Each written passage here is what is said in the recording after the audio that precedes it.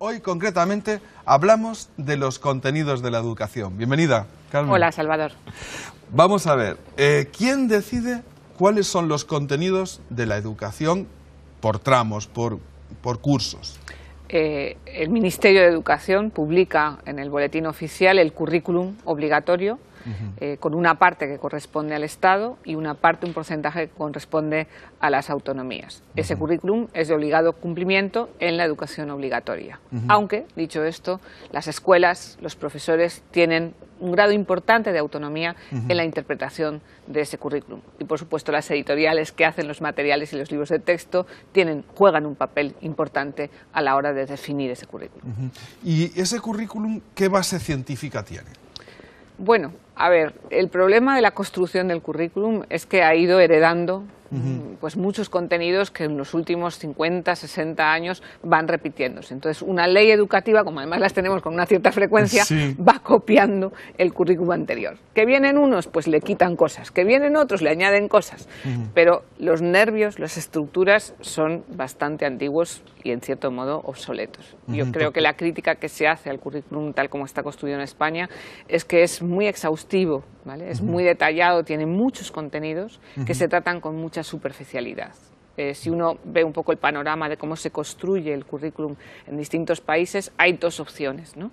O poner muchas cosas tratadas de corrida, superficialmente, o elegir pocas cosas y tratarlas con más profundidad, ¿no? Es como una especie de péndulo y ahí en ese equilibrio jugamos. Y hablemos de países. Por ejemplo, ¿cuáles son los países que tratan pocas cosas en profundidad y cuáles son los países que, como el nuestro, tratan muchas superficialmente? Pero los países latinos se parecen más a nuestros modelos. Los países anglosajones hacen opciones de menos cantidad de contenidos, pero que se tratan con mayor profundidad. A mí me gusta explicarlo a los profes con un ejemplo, ¿no?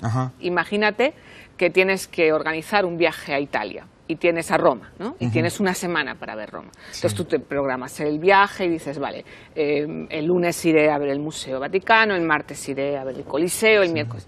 De repente te cortan las vacaciones y en vez de una semana tienes 2 días. Entonces dices, bueno, pues hay que apretar, ¿no? Por la mañana voy a ver el Coliseo, por la tarde voy a dar un paseo por San Pedro. Bueno, pues ya imagínate que ocurre una catástrofe y te quedan 6 horas que haces una escala técnica y coges un taxi. Yo digo a veces en broma que si eres muy piadoso te vas a San Pedro y si eres más pagano te vas al Coliseo.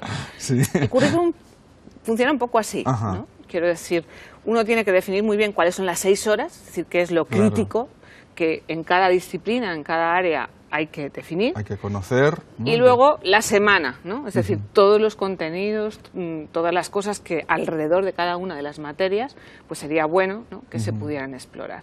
Entonces, hay currículums como los latinos que son muy exhaustivos en definir muchas cosas y hay otros que yo creo que van centrando, ¿no? La parte como más nuclear de cada una de las materias. ¿Y qué da mejor resultado? Yo apuesto mucho más por disminuir la cantidad de contenidos preceptivos y dar autonomía a las escuelas y a los profesores para tratar en profundidad con las metodologías nuevas de aprendizaje, sobre todo con los proyectos, explorar en profundidad algunos contenidos que creemos que son neurálgicos para la educación. Lo que pasa, Carmen, yo estoy de acuerdo, lo que pasa es que se me ocurren objeciones, por ejemplo, que dependes de los profesores concretos, ¿no? Si a lo mejor tienen mucha suerte en un año, a lo mejor al año siguiente tienes mala suerte. Pues, bueno, yo creo que hay un camino intermedio y es fortalecer los proyectos educativos de las escuelas. Hoy en día la figura del profesor carismático que trabaja solo, que en su aula es muy brillante y que pasa del resto, eso hoy no es eficaz, ¿no? Para educar hoy un niño necesitas un equipo de educadores que trabaje cohesionado, ¿no? Que tenga una cierta complicidad. Y para eso la escuela, como comunidad de aprendizaje, es la que decide, toma decisiones y trabaja en equipo. El trabajo colaborativo tanto de los profesores como de los niños hoy es un elemento indispensable para educar bien, ¿no? Y para construir un currículum, ¿no? Por ejemplo, cuando trabajamos por proyectos, ¿no? Y dices, vale, yo puedo aprenderme las capitales de memoria, ¿no? Usar mucho la memoria. Esto todavía hay quien tiene añoranza, ¿no? De aquellos tiempos donde aprendías la lista de los reyes godos, ¿no? Decías, bueno, pues hay que aprenderse de memoria, ¿no? Hoy contextualizamos todo esto, ¿no? Entonces trabajas de modos que los niños acaban aprendiendo y acaban comprendiendo en profundidad, pero no se trata de memorizar de forma mecánica tantísima información. Bien, ¿y los deberes? ¿Qué pasa con los deberes? Que se lo preguntábamos cuando estuvo aquí, ¿no? Alison Peacock. Alison Peacock, sí. Y nos decía que era un problema también en Inglaterra, ¿no? Porque hay profesores que quieren que se hagan muchos deberes en casa, hay padres que exigen que les manden deberes a los críos y también hay padres que pues preferirían no tener que hacer en casa por la tarde, ¿no? La labor que se supone debían hacer los críos en el colegio. No lo sé. Es un tema complejo, ¿no? Porque no es fácil dar una receta que sirva ni para todos los niños, ni para todas las edades, ni para todos los sistemas o modelos de escuela, ¿no? Entonces, yo creo que hay que centrarse en criterios. Primer criterio, un niño pasa en una escuela entre 5 y 8 horas diarias, que es una jornada laboral, entre comillas, de un adulto, suficiente para que se realice una serie de tareas de obligado cumplimiento y se paute y se sistematice el aprendizaje. Hay que estar seguros que en ese tiempo que está en la escuela, el aprendizaje es rico, es motivador, engancha, ¿no? Provoca curiosidad y además sistematiza y es riguroso, ¿no? Entonces, si en el colegio se trabaja bien, lo que no se puede hacer es esta especie de estereotipo, ¿no? De acaba en casa lo que no te ha dado tiempo, ¿no? Ese tipo de deberes yo creo que no es bueno. Puede hacerse ocasionalmente, pero el niño debe hacer en la escuela las tareas que están previstas. Y esas profesoras que dicen, pues ahora te quedas sin recreo y en el recreo haces lo que no has hecho en clase. ¿Cómo lo ves? Claro, a ver, hay que gestionar el tiempo que se pasa y evidentemente pues hay niños a los que hay que entrenar, educar y crear hábitos de trabajo, de esfuerzo y de concentración. Entonces, jugar, que tampoco es tan habitual, a que el niño esporádicamente un día se quede con la profe un poco más para que la profe le ayude. Tampoco es tan grave, claro. Pues tampoco es tan grave. Ahora, hay otro tipo de cosas que no se pueden hacer en la escuela. Por ejemplo, el gusto por la lectura, ¿no? Es decir, yo creo que en casa el dedicar un tiempo a un tipo de experiencias de aprendizaje que no se pueden personalizar en un aula con 30 alumnos. Leer, ni con 20 tampoco. Fomentar la lectura, hablar de lo que se lee, buscar información, explorar, investigar, ¿no? En el trabajo por proyectos, en las metodologías activas que implementamos ahora en las escuelas, es necesario que luego fuera de la escuela los niños tengan oportunidad de vivir experiencias de aprendizaje diferentes que puedan traer después a la escuela para reflexionar. En eso la implicación de la familia es clave, ¿eh? En la medida se nota, en la medida en que un niño tiene detrás una familia, no tanto que se sienta a hacer ejercicios y sumas y restas a la vieja usanza, que tiene costumbres, ¿no? digamos, complementarias a eso. Se aprecia, se respeta, se valora mucho en la familia el gusto por el conocimiento, ¿no? Yo creo que eso es importante.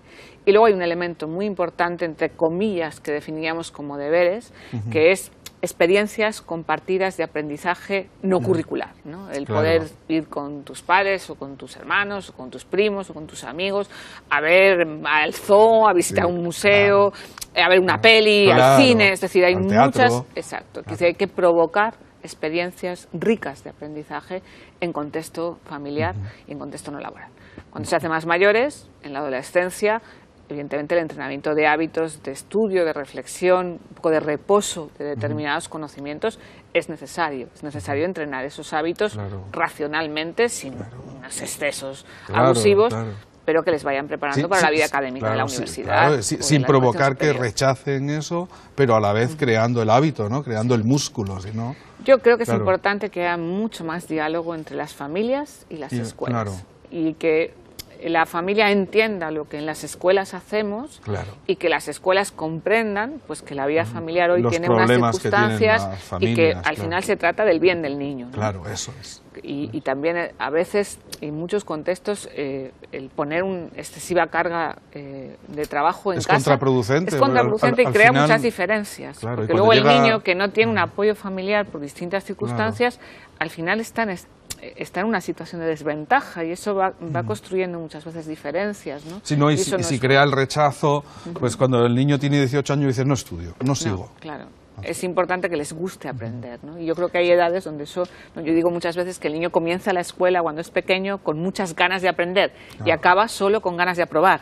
Algo hacemos mal por el camino, ¿no? Entonces dices, bueno, ¿qué ha pasado para que un niño que llega a la escuela queriendo aprender al final solo esté pensando en la nota, ¿no? O en aprobar, o en pasar, o en completar, ¿no? Y eso hay que darle la vuelta. Hay que cambiarlo. Oye, y el tema ¿cómo se reparten los tiempos? Porque a veces piensas, dice, bueno, un niño de 6 años, 8 años, 10 años, 12, incluso 14 años, tanto tiempo sentado, ¿no? Tanto tiempo concentrado en lo que se le está contando. ¿Eso no está estudiado? Es decir, no, sí, yo creo que igual que en los monasterios medievales, ¿no? Había tenían recreos, que tenías recreos, ¿no? Cada 2 horas, ¿no? Sí. Y rezabas y luego Sí. te ponías a cavar, ¿no? En el huerto y todo eso. Pues en los colegios, ¿por qué no se Yo creo hace que está estudiado. Ajá. Y está estudiado que el cerebro necesita unos tiempos de reposo, de romper actividad, de tener secuencias distintas, no estar todo el tiempo haciendo lo mismo. Lo que pasa es que, claro, venimos de una herencia, de un sistema educativo muy tradicional que idealizaba los alumnos sentados en silencio, ¿no? Es que esa visión idílica de que lo mejor que puede ocurrir en una clase es que todos los niños estén en silencio en sus libros. Quiero decir, yo siempre digo que eso es muy fácil de lograr, que tú puedes tener a los niños copiando la guía de teléfonos en silencio. La disciplina, que es necesaria, no es garantía del aprendizaje, ¿no? Claro. Un niño aprende lo que más le gusta, jugar al fútbol, Claro. con ruido, con jaleo. Es decir, el niño cuando disfruta de algo y aprende, no necesariamente tiene que estar en silencio, callado, con esa especie de pautas, ¿no? Hay mucha idealización de que la clase ideal no tiene ningún grado de disrupción. Yo creo que eso hay que romperlo. Hoy, dentro de un necesario respeto, se pueden tener los centros que aprenden, donde los niños hablan, pasean, se mueven, usan otros espacios, se mezclan, ¿no? Y descansan entre una actividad y otra. Y eso no supone que no están aprendiendo, que no están concentrándose. Supone que hoy, bueno, pues, hay otras metodologías que fomentan el aprendizaje profundo de una manera, yo creo que más eficaz.